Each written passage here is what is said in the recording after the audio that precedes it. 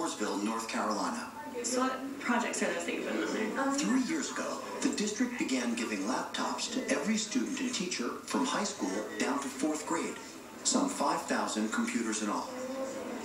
While computers have been around in public schools for more than 20 years, this is one of the only districts in the country that's gone entirely digital. Okay, which one did you find? Let's go back to that side. It's completely changed things for teachers like Kristen Fauché. What are we going to search? Whose class was studying sharks. They always talk about the big hook. The first 5 minutes of a lesson to get the kids excited about what you're going to learn. Well, I feel like with the computers, you have the hook the whole time. Fauché's class was divided into 3 groups. One was watching videos online. Another was researching on the internet.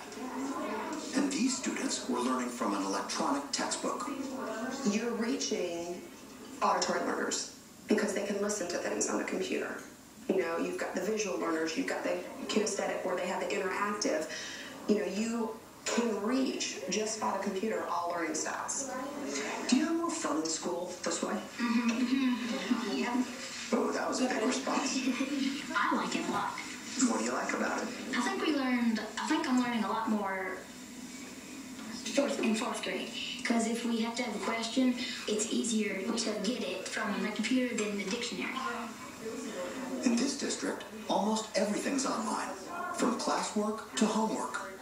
And tests are graded by computer. 4 years ago, if they took an assessment, you know, I would have to sit up at night and grade every paper. And, you know, it might be 2 or 3 days. And now it is immediate feedback. And I'm able to adapt my teaching and, you know, constantly change what I'm doing. We talked about why the author put the first verse and the last. Computers have also changed Bethany Smith's 8th grade English class. I was a dictator, and I told the students, this is what I want you to do. And they would all follow along like robots and get it done. But I definitely have taken a step back. How does that add to the poem? Now when Smith gives her students an assignment, they can choose to do it as a podcast, a digital comic strip, or even a movie. This is a student's book report. I'm Maddie. I'm the oldest daughter. My younger sisters are Abby, Lowell, and Beth. Our mother died, so we have to take But I can still see people saying, well, that's great, but it's not as good as a written paper in which they'd have to really spell out their ideas. I would disagree. Essentially, they're writing a paper without me saying, you're writing a paper. Instead, I say, you need to write a script for your final product. Their excitement's coming from their own work. They're doing things. You're not just filling their bucket up with information and saying, please remember this. In another class, students were learning about mood and tone in poetry by setting it to music. Once upon midnight dreary, while I pondered weak and weary over many a quaint and curious volume of forgotten lore, while I nodded... What do your parents say when you bring this kind of work home? They were always saying how amazing it was because they never had this kind of technology when they were kids. These students are ahead of me when it comes to technology in a lot of ways, and I can learn from them. Chris Gammon students were using their laptops to do research online. And when they're going out online, what are you doing to make sure that the information they're getting is correct? Well, one key thing is we are able to find websites beforehand, previewed by me. If they get to a point where they say, all right, I'd like to go further, will they do an excellent job of double checking to make sure that is this credible and citing their sources and doing that stuff. How often does it happen that you give them an assignment and then instead of doing that, they'll be off playing a game or something? Well, I think that it is a reality that that's going to happen. But I'm also moving around constantly because I need to see what's on their screens and what they're doing.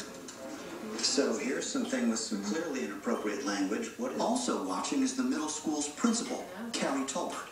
From her computer, she can pull up the screen of any student. So I've just randomly brought up 4 different desktops. I can click on one of these and bring it up. And she's taking a test right now. It looked like someone was playing a game. Skodak? This one, maybe. Is this something to do with class, or is this just how to play pool better? It could be either one. I can send a message, and you can see it pop up on his screen. And he's clicked back onto what his history pages that he's supposed to be back on. So he realizes that he was caught in the act, and then he stopped doing it. To prevent students from going where they're not supposed to, Mooresville also blocks sites like YouTube, MySpace, and Facebook. YouTube? To see how far the limits go, we did some searches of our own. Hate crime was blocked. Gun control, blocked. Terrorism, blocked. Is there something strange about blocking information in a school that's supposed to be an intellectually open place? No, I really don't think so, because I know that, and if you look at education over the years, and if we talk about, well, what was blocked before technology, they say, well, a ton of information, everything was blocked that wasn't in this one book. But even if computers do make more information available across the country, it's not done much to lift student performance. Most schools have had some internet access for years, and yet achievement scores for the nation as a whole have barely budged.